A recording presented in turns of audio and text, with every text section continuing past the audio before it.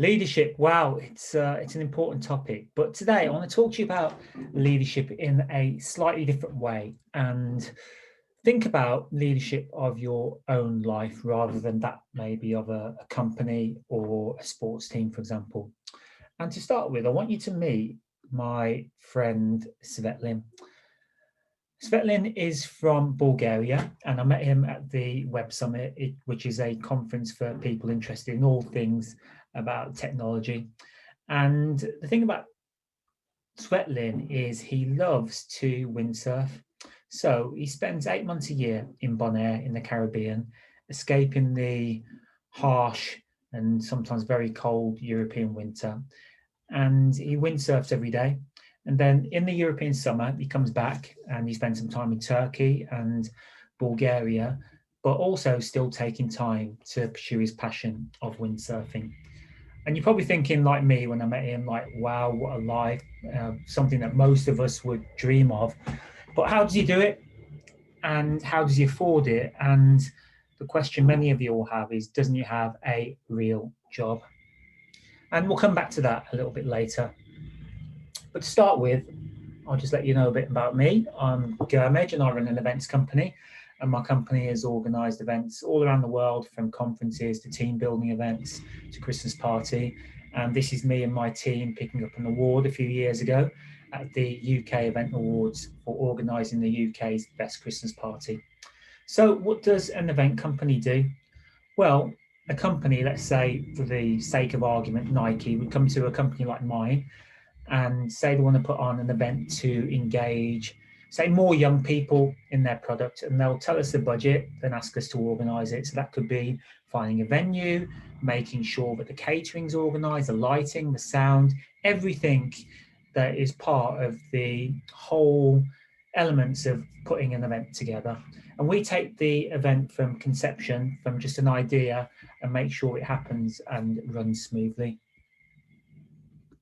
How did I start? Well, I went to university and I was doing a master's in economics, and I thought I'd go and work in finance or investment banking, but I did student events instead, and I thought I'd try out after graduation, continuing with that event organising pursuit.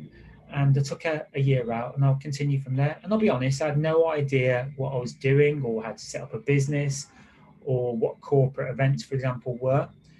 And the most important thing about how do you go out and get clients. So I just learned along the way, and I've made lots of mistakes and I've carried on. And honestly, that's what business is.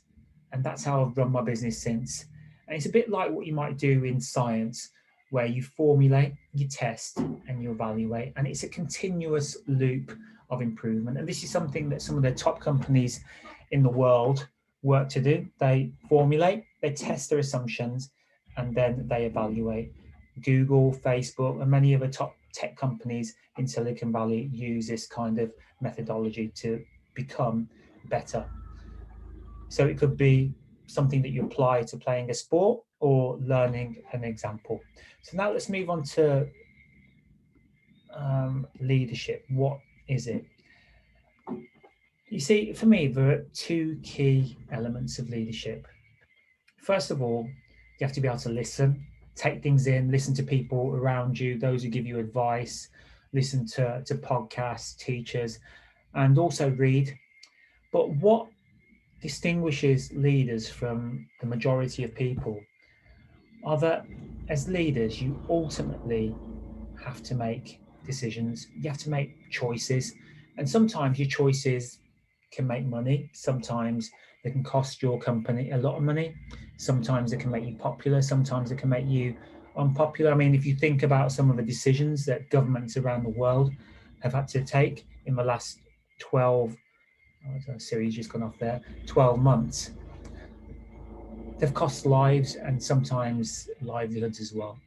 So the ability to make decisions and take action is what sets leaders apart from everybody else.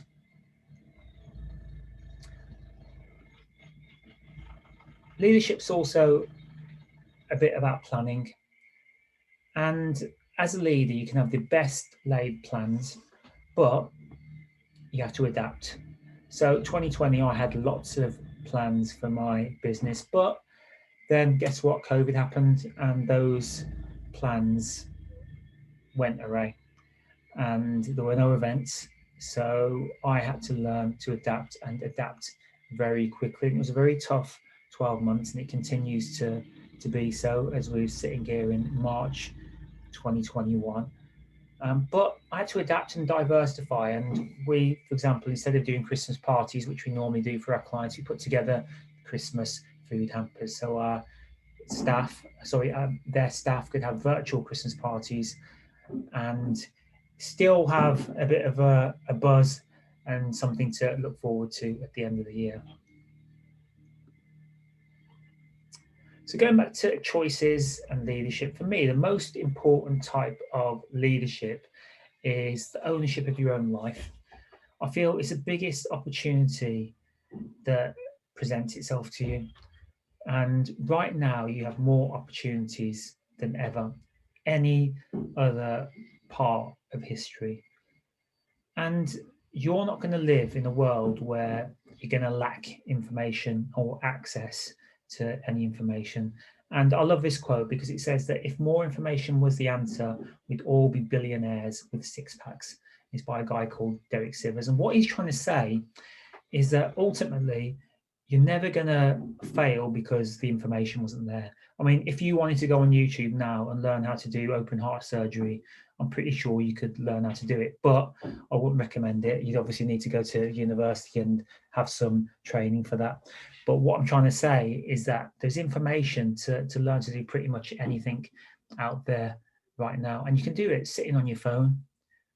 The key is ownership of your own life, and you've got to make choices about what you're going to spend your time consuming. I mean, there's so many things out there fighting for your attention right now, whether it be social media, whether it be friends, whether it be TV, whether it be family.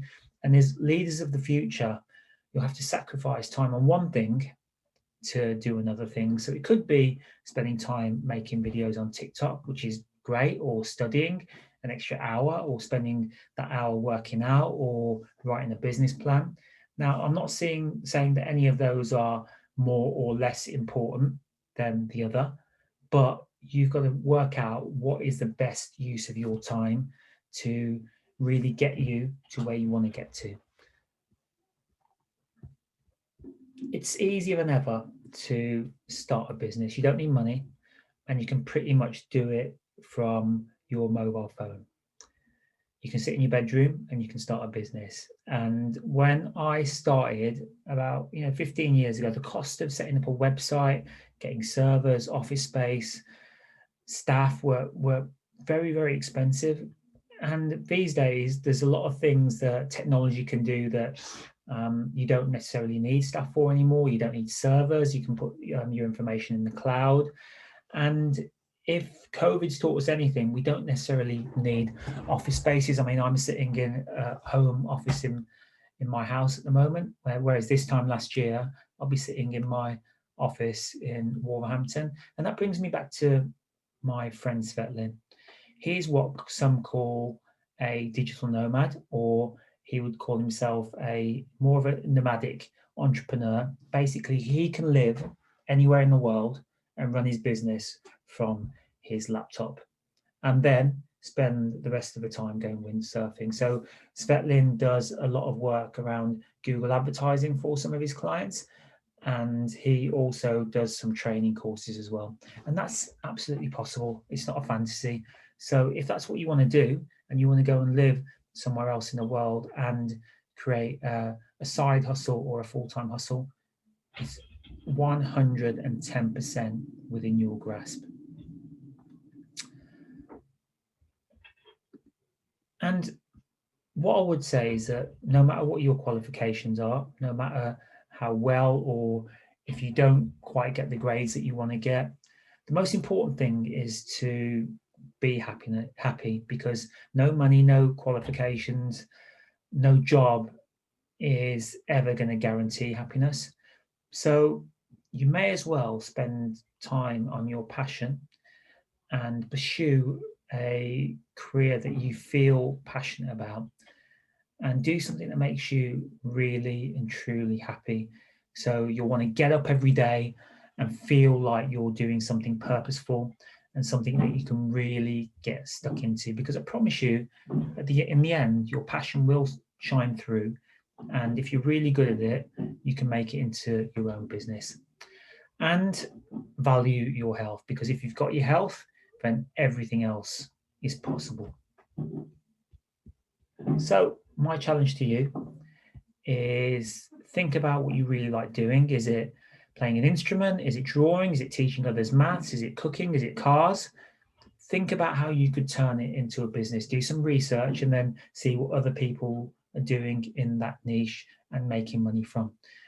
I'd also like you to maybe have a read of my favorite book. It's called The 4 Hour Work Week by a guy called Tim Ferriss. And he talks about this whole digital nomad lifestyle where you can go and live anywhere in the world and automate your business. So your business is actually working for you rather than you having to slog away for 120 hours a week working for your business. And what I'd say is don't compare yourself to others, whether it be your friends, your family, and especially others in social media, because in the most, it's not the real world. It's people just making stuff up on social media.